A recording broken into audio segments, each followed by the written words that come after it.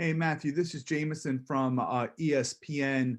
On Sunday, for 3 quarters, it looked like the defense did a really good job containing Derrick Henry. What happened with the tackling in the fourth quarter and overtime? What changed there, do you feel?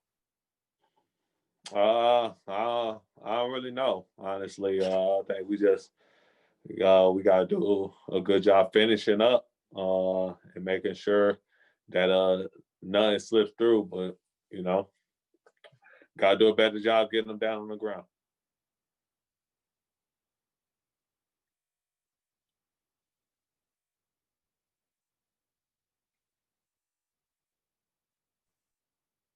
All right, quickest Hey, pressure ever. Matthew, this is Jameson again. I guess no one else was asking any questions. There were two running backs, Mark Ingram and J.K. Dobbins, getting placed on the COVID reserve test. I know you play on defense, but as a leader on this team, what kind of impact losing those two guys for a big game like this? What does that make? Shoot. We got Gus. We got other running backs on. We got other running backs on the roster, man. They just gotta go in there and do what they gotta do. And I'm pretty sure, like last year, the last game of the season, Gus had a pretty good game against this same defense almost. So it's never about who's not playing. It's always about who is playing. Hey, Matthew, this is Aaron Kasnitz at Penn Live. Just in terms of the off the field, the human element of it, how do you guys approach the virus when it comes to your teammates? Have you talked to J.K. and Mark Ingram, and are you kind of feeling any differently than you did a couple months ago about the pandemic? No, we all knew that us playing football would put us at a bigger risk, and we knew we're obviously getting a disease and or virus, and we all knew that this wasn't something to be played around with. People have lost their lives, and we don't know the long-term effects that this virus has. Even though we have doctors, scientists, and other medical staff working day in and day out to learn the long-term risk that this have on your body. But as it comes to our team and teammates, you hit them up and you say, man, I hope you feel better. I hope you're doing well. You hope that they're asymptomatic.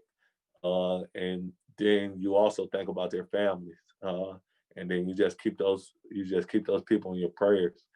So with that being said, y'all and everybody that's hearing this, pray for the families that have been affected by COVID and continue to get affected by COVID. And we just hope that they're able to return back to the field and the team and to themselves and their families as quick as possible. Matthew, with the team, this is Jameis again, with the team having lost 3 out of 4 right now and a short week going against the undefeated Steelers, what's kind of the feeling amongst the team in the locker room right now? To win the next game is something. We always got a next game mentality. Let's say we won 4 out of 4 or 3 out of 4, that wouldn't mean anything if you lost the next game. Then once you lose the next game, you're on a losing streak. Right now, we want to be on a winning streak, and we got to win some games, and we got to put some quarters together and some whole games together and finish these things out and let the chips fall where they may. But we want to put ourselves in a great position to get into the playoffs in the postseason. Hey, Matthew, this is Aaron Kasnitz at Penn Live again. Lamar Jackson says often that he's more of a lead by example than vocal guy, but we saw him give this speech, pregame huddle and all that. As an older player, how have you seen Lamar kind of change as a leader this year, especially going through what you guys are going through? He just comes in every day with a positive mindset. It's always the next play, or we gonna get him back, or give me the ball back. He wants it. He wants the ball in his hand. He wants the game in his hands, and you like that as seeing him come into the league and him adapt and evolve into that guy. And he honestly doesn't talk a lot in front of the team, but he's becoming more of that person for us, and we all know we go as he go. I love that, seeing that from that guy. Hey, Matthew, this is Jonas Schaefer with the Baltimore Sun. I don't think you've ever played an NFL game on Thanksgiving. Do you have any idea of what this is going to be like? I imagine you'd probably rather be having a meal with your family, but what do you expect? I expect a Ravens-Steelers game. It don't matter when we play them or how we play them or when it happens. I expect a Ravens-Steelers game. And, I would enjoy a meal with my family, but I'm also going to enjoy a meal with my family tonight. And then the next night after Thanksgiving. So I'm always going to get those meals in. Hey, Matthew, it's Mark Viviano at WJZ TV. When you guys played the Steelers just a few weeks ago, your defense actually held them pretty well, one of their lower yardage totals of the year.